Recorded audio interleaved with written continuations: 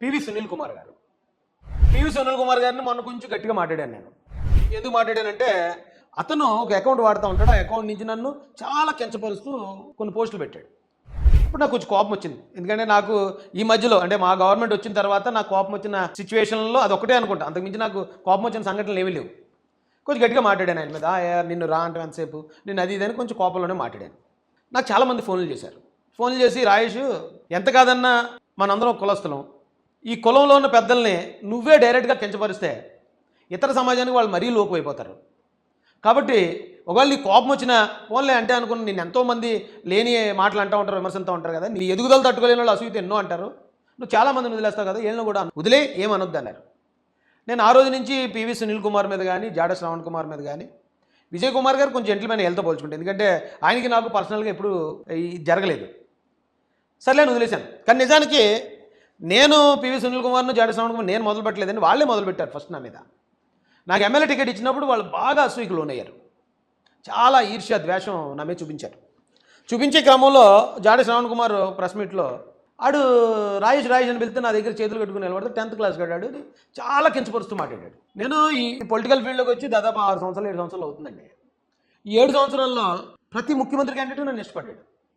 జగన్ గారు ఇష్టపడ్డారు, ఇంటికి పిలిచారు, ఫండ్ వేశారు, నా పార్టీ కోసం పనిచేయి, నీకు మంచి పదవులు ఇస్తాను, మంచి భవిష్యత్తు ఇస్తానన్నాను. ఒకవేళ ఆ పార్టీలో కొనసాగితే ఇచ్చి ఉండేవాడు ఆయన. కానీ ఆ పార్టీ చేస్తున్న అన్యాయాలు భరించలేక నేను బయటకు వచ్చాను. ఆయన మీద పోరాడాను.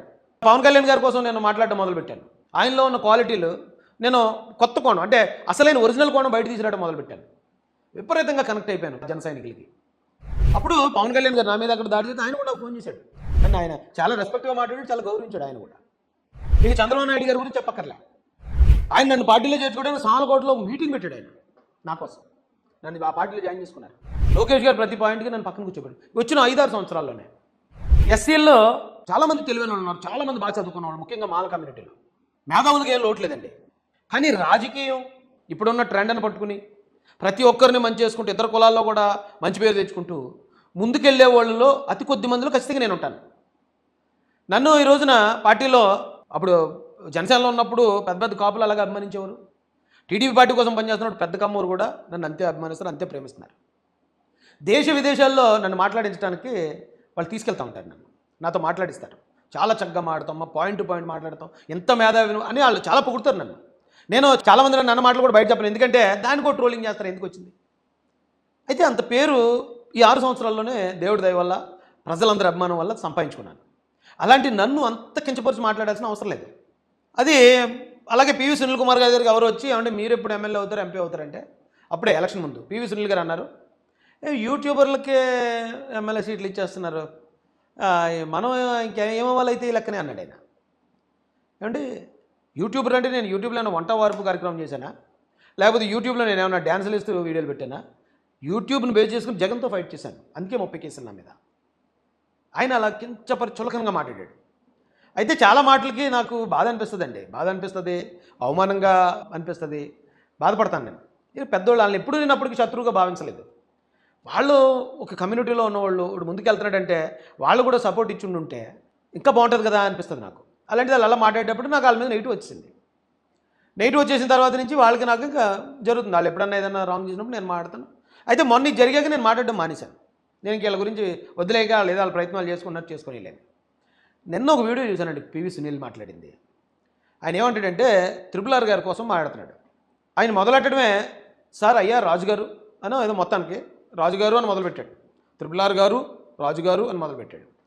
మీరు ఎస్సీ ఓట్లు వద్దన్నారు, కానీ 2 రోజుల్లోనే మీరు యూటర్న్ తీసుకున్నారు. ఎస్సీ ఓట్లు అంటే మరి అలా ఉంటుంది, మా బలం అలా ఉంటుంది అని చెప్పుకుంటూ నేను మిమ్మల్ని అప్రిషియేట్ చేద్దాం అనుకున్నాను, ఎస్సీ ఓట్లు మీరు వద్దన్నందుకు. మీరు గారు 2 వదలలేదు ఆయన.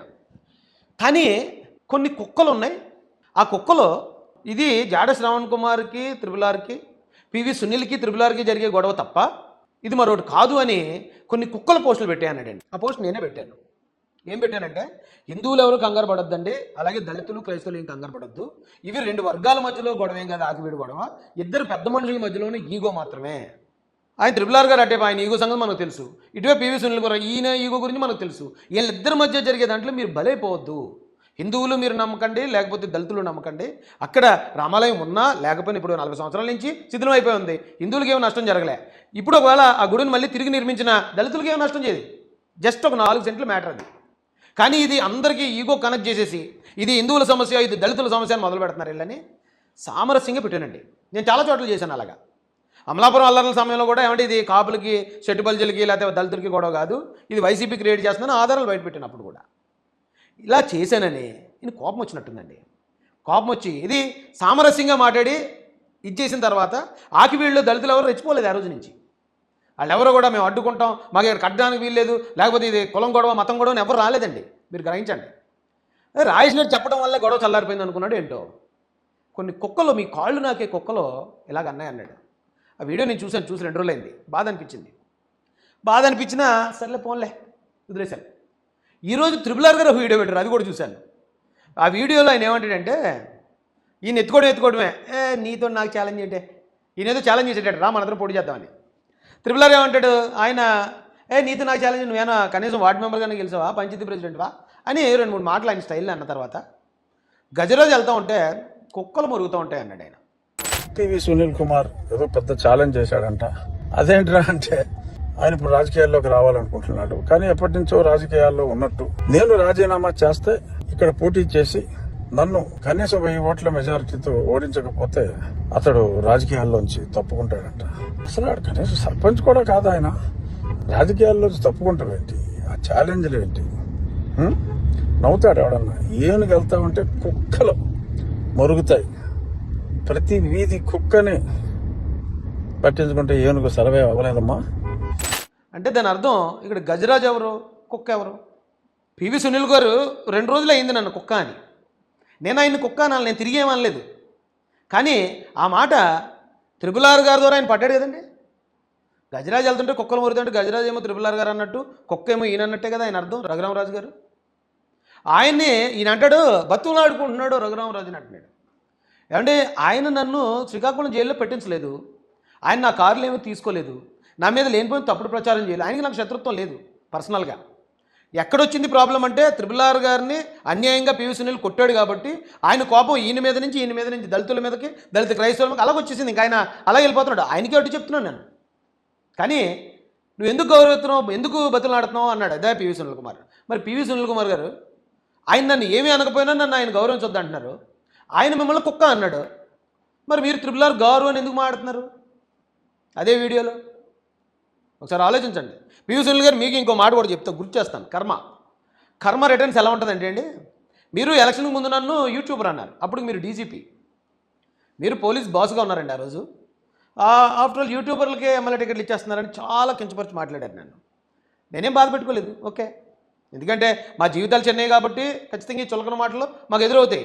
ఏదో అగ్రవర్ణాలు వాళ్ళు అనుకునేవారు, మా వాళ్ళు ఇప్పుడు ఇంకా అలాగనుకుంటారు. కానీ సొంత కులంలోనే కొంచెం ఎదగగానే మీలాంటి వాళ్ళే మమ్మల్ని ఎలాగంటారని బాధపడ్డాను ఆ రోజు. ఈరోజు మీ పరిస్థితి ఏంటండి? పివి సునీల్ గారు, మీరు ఈరోజు డీజీపీయా? మీకు ఉద్యోగం ఉందా? మీకు జీతం వస్తుందా?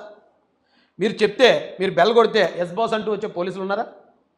ఎక్కడున్నారు సార్ మీరు ఈరోజు? యూట్యూబ్లో ఉన్నారు. అంటే ఎవడు తీసిన గోతులు వాడే పడిపోతాడండి. నేనేం చేయక్కర్లే.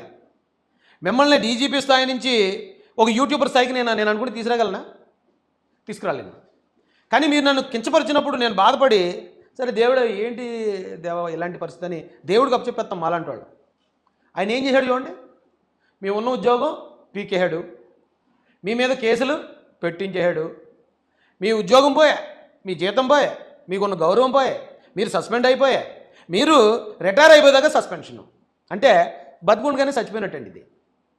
రిటైర్ అయ్యేదాకా మీరు సస్పెన్షనే. అంటే మీకు ఈ జీవితంలో మీకు ఇక రాదు ఉద్యోగం. పైగా ఎప్పుడు అరెస్ట్ అవుతారో తెలియని ఒక ఆందోళన. మీరు ఈరోజు అందుకే కదా మీకు జాతి గుర్తొచ్చింది. నేను నా 37 సంవత్సరాలకు నేను పోరాటానికి వచ్చేసాను. నాకు జరిగిన అన్యాయం, బయట జరుగుతున్న అన్యాయాలు చూసి 37 సంవత్సరాలకు నేను పోరాటానికి వచ్చేస్తే 39 సంవత్సరాలకు నా మీద దాదాపు 30 కేసులు పడిపోయి. ఒక దళిత రైతు కోసం పోరాడినందుకు, ఒక డాక్టర్ సుధాకర్ గారి గురించి, ఒక సుబ్రహ్మణ్యం కోసం, అప్పుడు జరిగిన ప్రతి అక్రమం కోసం నేను నిలబడ్డ దాని ప్రకారం 30 కేసులు నాకు ఆ 2-3 సంవత్సరాల్లోనే పడిపోయి. జాతి కోసం, లేదా క్రిస్టియన్స్ ఆస్తులు కబ్జా జరుగుతుంది. క్రిస్టియన్స్ ఆస్తులు అంటే పేద పిల్లలు చదువుకోవడానికి ఇచ్చిన స్కూళ్ళు, హాస్పిటల్ అవి. అవి లేకపోతే పిల్లలకు చదువు ఉండదు. నిలబడ్డదానికి అన్ని కేసులు భరించాను నేను. అన్ని కేసులు భరించాను. ఒక పక్క నన్ను అవమానాలు జరిగాయి, మరో పక్క సీఎంలతో పాటు కూర్చున్నాను వెళ్ళి. ఒక పక్కన గౌరవం దక్కింది నాకు. అంటే తానా అంటే ఎంత పెద్ద సంస్థ అండి అది. అందులో ఎంతోమంది పెద్దలు ఉన్నారు. వాళ్ళు నన్ను అక్కడికి ఇన్వైట్ చేసి ఎమర్జింగ్ యంగ్ లీడర్ ఒక అవార్డు ఇచ్చారండి నాకు, అక్కడ అగ్రరాజ్యంలో. తానా తెలుగు ఫోరం తరపున emerging young leaders presented to Sri Saripalli Rajesh Mahasena in deep appreciation of his outstanding contributions to the field of politics. అంటే అవమానాలు పడ్డాను, అవమానాలకు మించిన ఆదరణ, గౌరవం కూడా పొందాను. పివి సునీల్ గారు, this is not my track record అండి, this is all time record. ఇంత తక్కువ సమయంలో ఇంకోటి తెలుసా మీకు, నేను ఎమ్మెల్యే క్యాండిడేట్గా సెలెక్ట్ అయ్యాను నా అర్హతతోటే. నాకెవరు నియోజకవర్గంలో నన్ను ఎవరు రికమెండ్ చేయలేదు. రాష్ట్రంలో నా వెనకాతలు ఎవరు పెద్ద నాయకులు ఉండి రాజేష్కి టికెట్ ఇవ్వండి అని పెద్ద ఆయనకి నన్ను రికమెండ్ చేయలేదు. లేదా ఓ 10 కోట్లు, 20 కోట్లు, 30 కోట్లు నేను పార్టీ ఫండ్ ఇచ్చి సంపాదించుకున్నది కాదు అది. లేదా ఇంకా ఇంకా ఇంకా చాలా చాలా ఉంటాయండి, లాబింగ్స్ అవి ఉంటాయి కదా. అవేమీ చేయకుండా ఈ కుర్రోడు ఒక ఎమ్మెల్యేకి సమర్థుడు అని చెప్పి 40 సంవత్సరాల రాజకీయ దురంధరుడు నిర్ణయించాడండి. నన్ను సెలెక్ట్ చేశాడు ఆయన. ఒకవేళ నేను ఆ రోజున ఎమ్మెల్యే అయి ఉంటే కనుక ఇప్పటిదాకా చాలా చోట్ల ఎస్ఎమ్మెల్యేల పరిస్థితి, అక్కడ ఉన్న ఎవరో ఒక నాయకుడు ఉంటాడు, అన్ని పార్టీలో ఉంటుంది అది. కానీ ఫస్ట్ టైం ఎమ్మెల్యేని అవుతునేమో నేను. ఇండిపెండెంట్ ఎమ్మెల్యే అంటే ఒక జనరల్ సీట్లో ఒక ఓసీ సోదరుడు ఎలా అయితే ఇండిపెండెంట్ ఎమ్మెల్యేగా ఉంటాడో, ఇండిపెండెంట్ అంటే పార్టీ లేకపోవడం అని కాదు, వేరే వాళ్ళు ఒత్తిడి లేకుండా డైరెక్ట్గా పెద్ద ఆయన చేతి కింద ఉంటూ ఎలా అయితే రన్ చేస్తాడో అలాంటి ఎమ్మెల్యేని అవుతునేమో నేను. అలాంటి విలువ నాకు చంద్రబాబు నాయుడు గారు, లోకేష్ గారు ఇచ్చారండి. అలాంటి నన్ను ఎంతో కించపరిచి మాట్లాడిస్తారు మీరు. చేపలు దొంగతనానికి వెళ్ళాను, చేపల కూర తినేసి పడుకున్నాను అని ఒకసారి.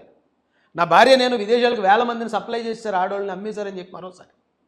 ఇప్పుడు ప్రవీణ్ పగడాల గారిది హత్య కాదు అని యాక్సిడెంట్ అని చెప్తే ఆయన్ని నేనే చంపేసినట్టు మరో ప్రచారం క్రిస్టియన్స్ కోసం ఫైట్ చేసి జైలుకి వెళ్ళి వచ్చినాడు నేను. బదనాం చేశారు, చేసుకోండి. ఎంత బదనాం చేసినా నేనేం స్వార్థంతో వచ్చినాడు కాదు. అరే నేను బదనాం అయిపోతున్నాను నేను భయపడ్డానికి. కానీ ఎవరు బదనాం అయ్యారండి? ఇంకొక కర్మ రిటర్న్ సీన్ చెప్తాను. ప్రవీణ్ పగడాల గారు ఆయన చనిపోయినప్పుడు నేను వెళ్ళి అన్నీ పరిశీలించాక సాయంత్రం లేదు యాక్సిడెంట్లో కనపడుతుంది, కంగారు పడకండి. ఆ రోజు ఒక 2-3 పాస్టర్లు రాజేష్ అమ్ముడుపోయేలాగా అన్నాడు, రాజేష్ని క్రిస్టియన్ సమాజం తరిమి కొట్టాలి, వెలివేయాలన్నారు. ఆవేళ చాలా బ్యాడ్ చేశారు నన్ను. అంతా ఇంత కాదు, చాలా బాధపడ్డాను అప్పుడు కూడా. అరే ఏంట్రా వీళ్ళ కోసం ప్రాణాలు ఇవ్వడానికి సిద్ధపడ్డవాడిని, వీళ్ళకి ఎందుకు అబద్ధం చెప్తాను నేను, ఎందుకు నన్ను ఇలా అర్థం చేసుకోలేదు అనుకున్నాను నేను. కానీ వీళ్ళు చేసిన ప్రచారం అంతా చూశాను, వల్ల దేవుడు చూసుకుంటాడని వదిలేశాను. మొన్న ఒక 10 రోజులు ఎంత అవుద్దేమో, అందులో ఒక పాస్టర్ అతనే ఏదో అటాక్ చేయించుకుని ఒక తప్పులు అడ్డంగా దొరికిపోయాడు. అతనితో పాటు ఇంకొక పాస్టర్, వాళ్ళిద్దరు పాస్టర్లు అని చెప్పుకుంటారు కానీ పాస్టర్లు కాదనుకుంటే, వాళ్ళిద్దరినే ఫేక్ పాస్టర్స్ వీళ్ళని క్రిస్టియానిటీ నుంచి వెలేయాలని చెప్పి పోస్టర్లు వేసి పులువమని తిప్పారు క్రిస్టియన్సే. ఎవరైతే రాజేష్ మహాజన్ క్రిస్టియన్ సమాజం వెలేయాలి అని ఆ రోజు గగ్గోలు పెట్టి పెద్ద పెద్ద నోర్లు వేసుకుని అరిచారో వాళ్ళిద్దరిని ఈరోజు క్రిస్టియన్ సమాజం వెలేసింది. రాజేష్ మహాజన్ బాగానే ఉన్నాడు, మొన్న కోయిట్ వెళ్ళొచ్చాడు మహానాడికి, మొన్నే సౌదీ వెళ్ళొచ్చాడు మహానాడికి. పార్టీలోనూ పెద్దల్లోనూ అన్ని కులాల్లోనూ అదే అభిమానం, స్టాండర్డ్. నిజాయితీ ఉన్నవాడు దేవుడు నిలబెడతాడంటానికి ఎంతకన్నా ఏమైనా ఆధారం కావాలండి? ఒకసారి ఆలోచించండి. పివి సునీల్ గారు మీకు అదే చెప్తాను, కర్మ రిటర్న్స్. మీరు 2 రోజులు అయింది నన్ను కుక్క అని, 2 రోజుల తర్వాత రఘురామరాజు గారు మిమ్మల్ని కుక్క అన్నాడు.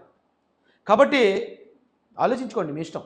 ఇంక మిమ్మల్ని నేనేది అనేది లేదు, చేసేది లేదు. కానీ మీ పాపాన్ని మీరే పోతారు. మీరు మంచి చేస్తే మంచిగా ఉంటారు, మీరు ఏమైనా తప్పుడు పనులు చేస్తే మీరే పోతారు.